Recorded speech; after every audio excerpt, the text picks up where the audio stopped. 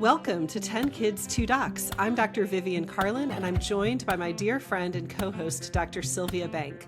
Between our two households, we're navigating life with 10 children, so we know how chaotic parenting can be. As Johns Hopkins trained pediatricians, we also know the science. Our goal is to bring you the best of both worlds, medically sound, trustworthy advice, and practical, real-world insights as we dive into the trials and triumphs of parenting. Please note this podcast is not intended to be a substitute for medical advice, diagnosis, or treatment from your doctor. So today we're talking about hot topics in pediatrics. It seems like pediatrics is always in the news these days, which is so exciting. So Sylvia, why don't you start us off? What do you have for us today? Sure. I think one of the most recently interesting things I've seen in the news is this new, I don't know if you've heard about this, but the first ever gene therapy for treatment of a disease recently was developed and fast-track FDA approved. Have you heard about this? No, tell me about this. Sure. So it's a medication called otarmeni. There is a gene out there called the OTOF gene, and people that have a mutation in this gene cannot hear. They don't make a product in the body that's needed for hearing. And this mutation accounts for only 2 to 8% of inherited hearing loss. So we're not talking like everyone that has hearing loss. You know, it's a small percentage of those people. But this gene therapy, what they do is they have this kit where they administer this gene therapy, a single dose surgically into the cochlear area of the ear. Like a lot of people are familiar with the cochlear implant. You know, that is what helps a lot of people who have congenital hearing loss hear. But this kind of introduces that gene therapy into the cochlea of the non-hearing person via a syringe, you know, and a catheter. And then it's connected to this infusion pump. And what it does, it delivers a functional copy of this gene to the inner hair cells of this non-hearing person's ear. Yeah. And then what happens is then the cells of the ear start producing that product or that protein that is needed for the auditory signaling and hearing to happen. Wow, that's amazing. Yeah. Do you know anything about like what ages they can do this at? So what they know so far is there was a clinical trial of 24 pediatric patients, and these kids ranged from age 6 months to 16 years. And these children had, you know, severe or profound hearing loss. And basically after they administered this gene therapy, of the 20 patients, 80% of them experienced improved hearing, which is not expected in the natural history of this disease without intervention. Right, so that's super promising. And it's like extremely exciting, you know, in the field of medicine to administer basically gene therapy to improve someone, right? Yeah, you've got me just looking that in an adult study, over half of the adults reached normal hearing levels by the end of the study, looking at this gene therapy.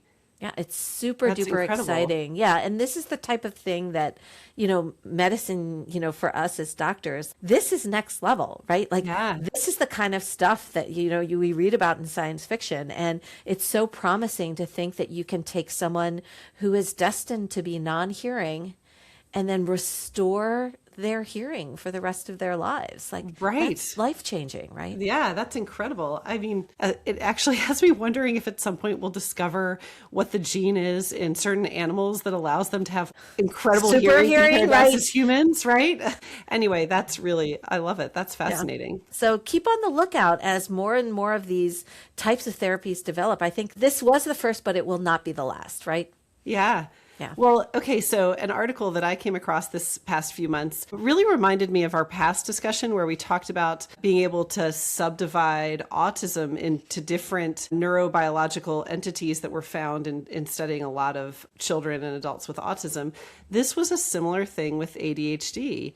And the article was published in JAMA Psychiatry in February of 26. And the article name is Mapping ADHD, Heterogeneity, and Biotypes phenotypes by topological deviations in morphometric similarity networks. So sounds super exciting when you just hear the title. But anyway, I've seen this article pop up in, all kinds of mainstream journals, right? People were really excited about this. But basically what researchers did is they took 446 children with ADHD, and then they took hundreds of children that did not have a diagnosis of ADHD. And they did these brain scans on them. They were looking at, like, in different brain regions, how many connections there were, how efficiently that region of the brain communicated with other regions, and how well that bridged different functional communities in the brain together. But the whole point was that in their group of children with ADHD, they were able to then determine that there were 3 distinct patterns of brain mapping in these children. So there was a subtype that had more widespread differences from the normal group, and that group had the highest levels of both inattention and hyperactivity and impulsivity. And then there was a second subtype that had alterations in a different part, concentrated in a different part of the brain, part that tends to focus on action control and response. And that group had a predominantly hyperactive, impulsive profile of ADHD. And then there was a third type that had more very focal or localized differences in a different region. And that type tend to have a difference in sustained attention. So what was really interesting about this is that, they found these 3 distinct groups on all of this brain imaging and scanning that they did. And then they took those 3 groups and they compared it to the data they had on how these patients presented. In other words, what their phenotype was, like what was their actual symptoms of ADHD, and it correlated. So very similar to when we discussed the very, very beginnings of trying to delineate the differences between autism and how it presents differently from one child to the next, neurochemically and brain structure and genetically, all of the different factors that are involved. This was starting to break down the differences in ADHD. They actually repeated the study with another set of about 450 children, and they got the same results. No, this really kind of brings up 2 thoughts, as I practice in pediatrics and treat and care for children with ADHD. Number 1, there is a potential for this type of brain scanning to maybe possibly in the future be diagnostic for ADHD, right? Like currently the way that we diagnose ADHD in the office is either first pass, some behavioral surveys that the parents or teachers do, and we kind of look at the responses and gauge their behavior. Like, does this meet a pattern of ADHD? Obviously, there's more intense neuropsychological testing that can take place that usually doesn't happen in the pediatrician's office, but it's all kind of just based on either behavior scores or what observer looks at in the child at that moment in time, versus if you have some consistent finding on neuroimaging, then one could even say, in the future, part of the workup will be some sort of brain scan to try to make the diagnosis or delineate what type of subtype of ADHD they have. And that's very exciting. Yeah, absolutely. And, just like what we talked about in the previous article with autism, this is just the tip of the iceberg. This is just the beginning. The big thing I want to see eventually us starting to tackle the questions of is, okay, we've proven that there is this distinct neurochemical brain signaling change that we can repeat in groups of kids with ADHD and kids that are not affected by ADHD. And the question is, why? Why is this happening? Why is this increasing? We've certainly seen the diagnosis increase over the past few decades. So why? Yeah. That's what I want to know. And that kind of leads us back to our last recap 10 episodes ago, where we were talking about this with respects to the phenotypes of autism, right? Like after you see that there's a difference in brain scanning, then what is leading to that cause? I also wonder too, with both of these diagnoses, as we get more sophisticated in our ability to see differences at this neurochemical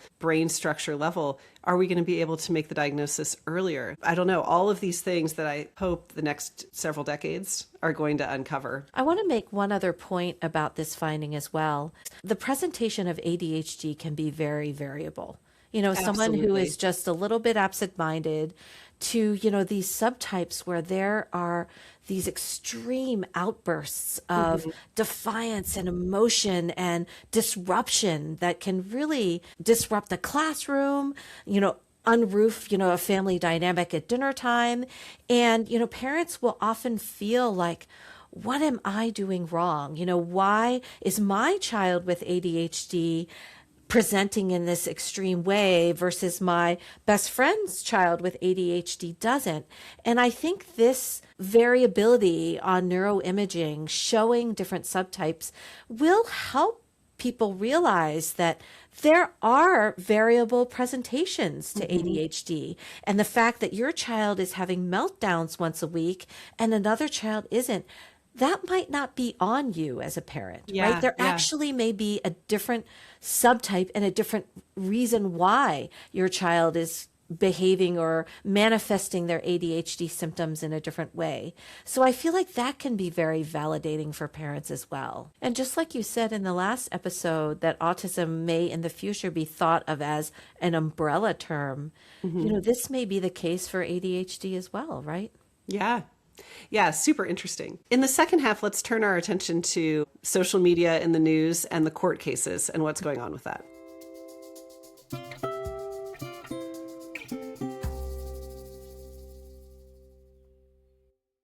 Okay, so Vivian, what other hot topics have you seen in the news recently about pediatrics? Yeah, so of course, there's been this like landmark social media addiction trial in California, and then also some in New Mexico about, should Meta and social media platforms be held responsible for adolescent anxiety and depression that the adolescent states is due to their exposure and addiction to social media. And it's really fascinating. Specifically their algorithms, right? The algorithms that these platforms put out in order to create addiction in adolescents, right? Right. So it's really interesting how it's spurred this like much larger debate among, people on social media who are involved in pediatric care and who aren't involved in pediatric care, and parents and who aren't parents. Like everybody seems to have opinions on this. And it seems the core of the debate is between behavioral addiction experts who argue that the product was designed to be addictive and kind of, drugify, quote unquote, this human interaction, against the defense who argue that, well, youth mental health struggles are profoundly complex and are rooted in changes to society that are rooted in offline life, and that the social media was almost just a escape from these other things in life that have changed in the way that we raise our children that are contributing to depression and anxiety. And so the idea is social media a product that was negligently designed to be addictive, or is it a neutral platform that children turn to as a coping mechanism? So this is the gist of the argument. So tell me your thoughts on that. Well, I feel like adolescent anxiety and depression existed prior to social media, right? It was something that all pediatricians knew about, even before the pandemic, even before social media was ever a thing. These diagnoses existed prior to that. So, one can't say that social media in of itself is the cause of pediatric or adolescent anxiety and depression. That's pretty clear, right? Well, I don't know. I mean, Jonathan Haidt, right? We referenced him on one of our shows. He was the one that wrote The Anxious Generation, which came out in 2024. And he makes a pretty strong case. His core thesis is that, social media and the addiction of it is actually causing this rewiring of the adolescent brain and the way the brain is developing that causes psychological harm. And he does say, like, there's multiple things in that. Like, there's a loss of free play, where, in other words, social media it's taking away from opportunity to do other things because you're so engaged to this online. There's the dopamine feedback loop, which we're familiar with, right? Where you're getting these dopamine hits and you're happening to do it at a time of very high brain development, high brain plasticity, and you're getting that brain used to these like rapid fire dopamine hits from the infinite scrolling from social media. Of course, there's a component of social comparison and perfectionism. And is that creating anxiety as far as I don't look as good as this other person does on social media? And then just, is it contributing to sleep deprivation and fragmented attention? Like, are we rewiring those young brains in a way that they can only engage in very short form content like TikTok shorts, or are we also rewiring it in a way that they can't settle down and actually get deep sleep? So he makes a pretty sharp claim where he thinks social media absolutely did have an effect in that time period where we saw such an increase in depression and anxiety. But not everybody agrees with him. I feel like this court case has really brought that out.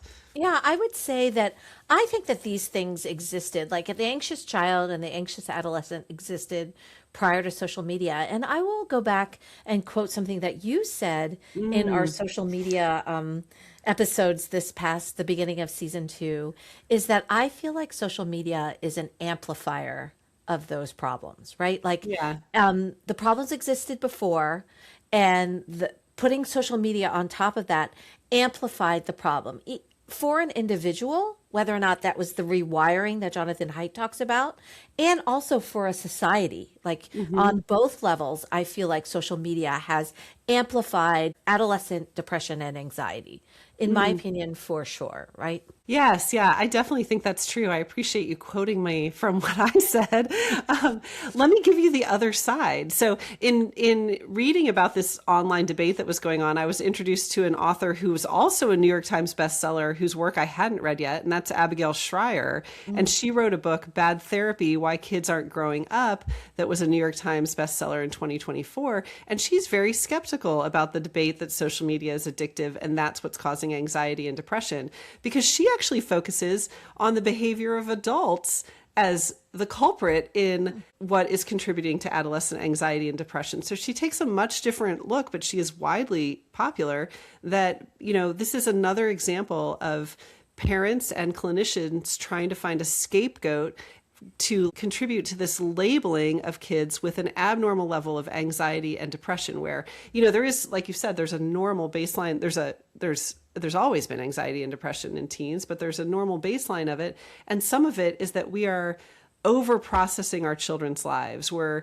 we're looking for blame as to why we're seeing this increase. But part of it may be that we are self-inducing it by the way that we're parenting. So she speaks pretty harshly against gentle parenting as it's like stripping kids of grit. And she speaks also about like when we over worry about the safety of these platforms, we're just buying in again to this culture of safetyism in our parenting, that we're no longer allowing our children to take risks and to go try new things, right? So anyway, she feels like the lawsuits are treating children like passive victims of an algorithm, but the greatest harm we are doing to a child is telling them that they have no agency over their own attention or their own emotions, that this is somehow contributing to this overall kind of loss of agency that children are developing. Now, I will say, for as widely popular as this book is, there is a lot of criticism as well, but it's really interesting to bring up and kind of think about both of these perspectives together. It reminds me of our season 2 opener where you were quoting that New York Times opinion piece of do you remember that? Yes, this was why the birth rate is going down. Yes, this millennial woman, yes, she was speculating. Yes. It's because so many people her age have been told that their parents somehow contributed to their mental health problems. That actually also comes up in this book, that therapists have kind of built this culture of let's look back on your childhood and see what went wrong that caused you to have this anxiety and depression. And in some way is like placing blame on parents that then causes people not to have children, right? Right. Yes. Or puts a lot of pressure on parents. Like this is what we talk about. Like, if it's too much pressure, it's too much expectation for a parent to do everything perfectly, or else they're worried that their child is going to be messed up. I think that's just way too much pressure on perfect parenting, right? Yes, yes. I mean, I think, when I think about this debate, well, and I mean, it's hard as a pediatrician and a parent not to be angry about social media anyway. It's been kind of the bane of our existence, right? In our parenting, to have to monitor our kids' social media and figure out when to give it to them. I wish it just didn't exist. Like, I will fully admit my bias.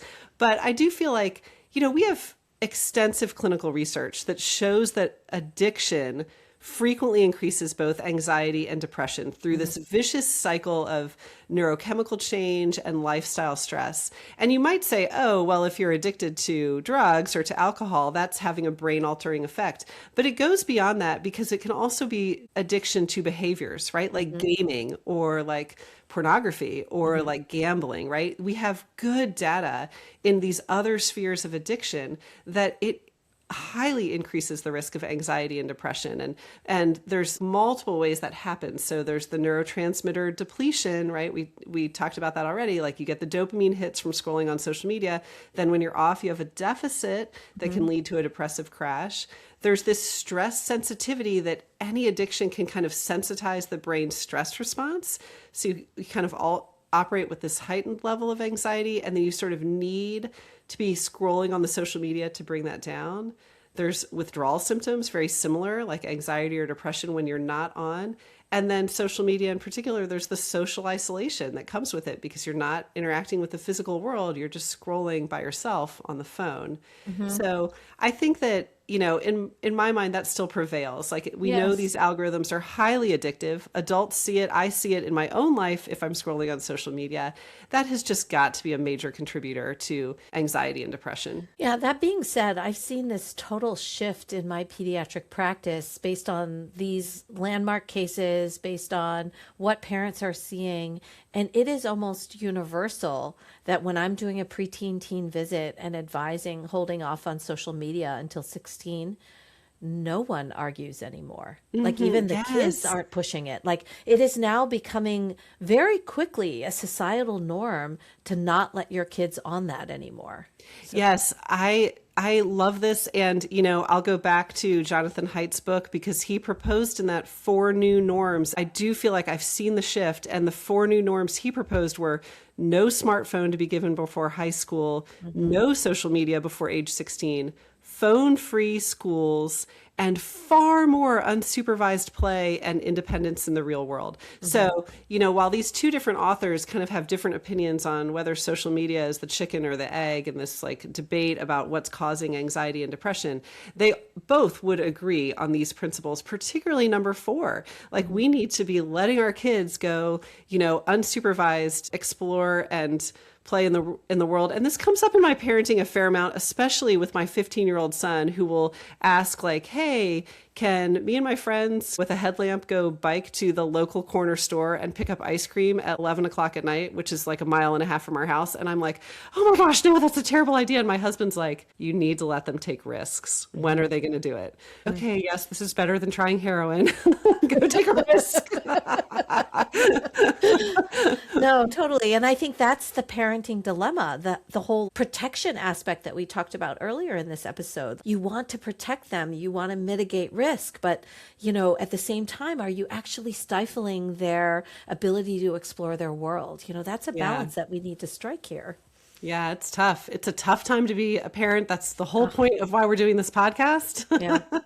We're in the trenches too, trying to figure it out. Frankly, as a pediatrician, I'm very glad to see that. I am too. And, you know, I did admit my bias. It's hard for me to feel sympathy for Meta, and I am happy to see that this is going to the level of court cases and getting so much attention. So this has been an exciting discussion about the hot topics in pediatrics, and I look forward to our next recap where we can kind of recount what's going on in the news in pediatrics again. This is 10 Kids, 2 Docs. I'm Dr. Vivian Carlin. And I'm Dr. Sylvia Bank. Stay tuned in the future for more episodes on specific pediatric parenting topics. See you next time. See you next time. Thank you for listening to 10 Kids, 2 Docs, hosted and created by Sylvia Bank and Vivian Carlin. If you enjoyed this episode, please subscribe and recommend our podcast to other listeners. Visit our website at 10kids2docs.com, where you can find links to social media and leave comments or suggestions. Back next week with more topics in parenting.